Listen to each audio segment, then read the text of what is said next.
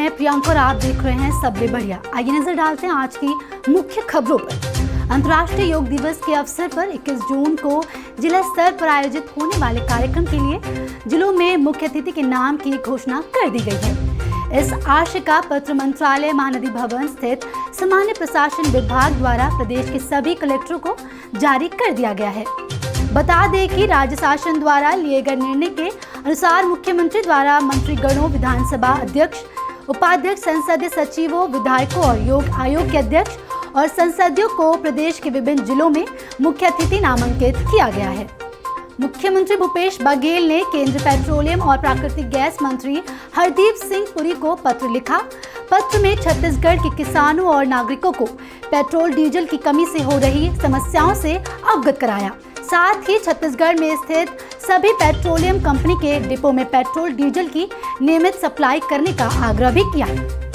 बता दें कि मुख्यमंत्री ने पत्र में लिखा है कि विगत 1-2 महीने से छत्तीसगढ़ राज्य में पेट्रोल डीजल की आपूर्ति कम हो गई है, जिससे कई जिलों के पेट्रोल पंप ड्राई होते जा रहे हैं। Chhattisgarh petroleum dealer welfare association द्वारा भी अवगत कराया गया है कि Messrs Hindustan petroleum corporation limited के आउटलेट में पेट्रोल डीजल की नियमित सप्लाई नहीं होने के कारण कई दिन इनकी बंद रहने की स्थिति रहती है। इसके साथ ही उन्होंने लिखा कि छत्तीसगढ़ कृषि प्रधान राज्य है और किसानों को डीजल नहीं मिल पाने से खेती के कार्यों में दिक्कत हो रही है। साथ ही डीजल नहीं मिल पाने से अत्यावश्यक सेवा, एम्बुलेंस परिवहन और आम जनता को कठिनाइयों का सामना करना पड़ रहा है। मुख्यमंत्री भूपेश बघेल ने आकाशीय बिजली गिरने से कुल 3 लोगों की हुई मौत पर गहरा दुख व्यक्त किया है। बता दें कि इनमें 2 पुरुष और 1 महिला शामिल है।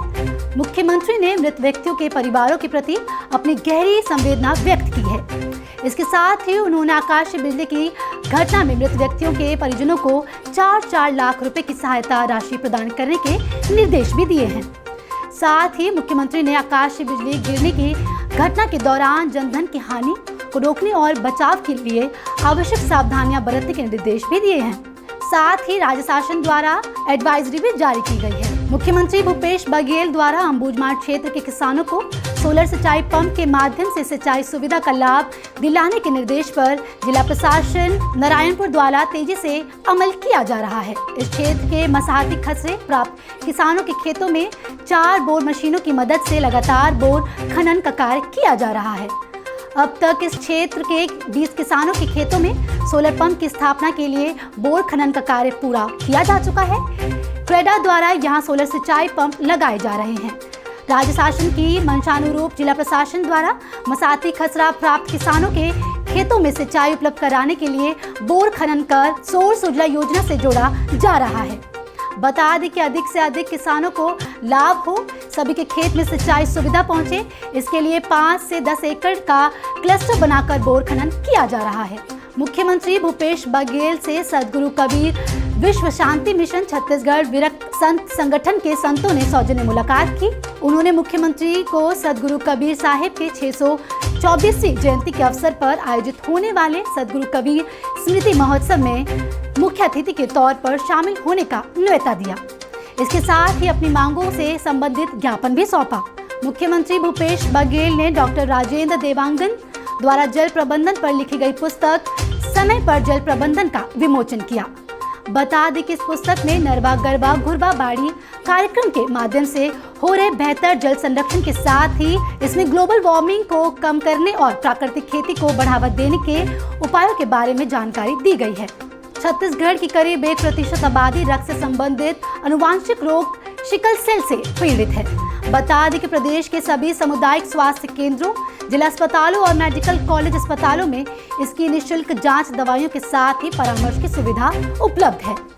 सिकल सेल से मरीजों को जरूरत पड़ने पर लाइसेंसीकृत ब्लड बैंक से निःशुल्क रक्त भी उपलब्ध कराया जाता है। स्वास्थ्य विभाग ने बीते रविवार को विश्व सिकल सेल दिवस के मौके पर सभी गर्भवती महिलाओं और बच्चों की सिकल सेल जांच कराने की अपील की। आपको बता दें कि रायपुर में राज्य सिकल सेल संस्था भी संचालित है, जहां इसके मरीजों के टर्शरी केयर की व्यवस्था है। बता दें कि सिकल सेल की पहली जांच सॉलिबिलिटी विधि से की जाती है। ये जांच आसानी से एएनएम और अन्य स्वास्थ्य कार्यकर्ता द्वारा उप स्वास्थ्य केंद्र या शालाओं में की जा सकती है। इसके लिए कहीं दूर जाने की आवश्यकता नहीं है। इसकी पुष्टि इलेक्ट्रोफोरेसिस जांच या HPLC जांच या पॉइंट ऑफ केयर टेस्ट के माध्यम से की जा सकती है। छत्तीसगढ़ सरकार की सबसे प्रभारी ग्रामीण आर्थिक नीतियों में से एक गोधन न्याय योजना के अंतर्गत राज्य सरकार द्वारा रिकॉर्ड 144 करोड़ रुपए से अधिक की गोबर खरीद करने पर गौपालक महिलाओं और किसानों ने मुख्यमंत्री निवास पहुंचकर मुख्यमंत्री भूपेश बघेल का हृदय से आभार व्यक्त किया और साथ ही एक सुंदर गाय बछड़ा आशीर्वाद स्वरूप मुख्यमंत्री को भेंट किया। इस दौरान मुख्यमंत्री ने भावुक होकर कहा कि छत्तीसगढ़ के गांव, गरीब किसानों और महिलाओं के जीवन में आर्थिक समृद्धि और खुशी ही छत्तीसगढ़ मॉडल का मूल उद्देश्य है। बता दें कि छत्तीसगढ़ गोधन न्याय योजना से अब तक प्रदेश के लगभग 2 लाख से ज्यादा लोगों को लाभ मिला है। आज देश विदेश में छत्तीसगढ़ की गोधन न्याय योजना एक रोल मॉडल के रूप में पढ़ी और सिखाई जा रही है। अभी के लिए इतना ही। जल्द लौटते दूसरी खबरों के साथ, तब तक बने रहें सबले बढ़िया के साथ।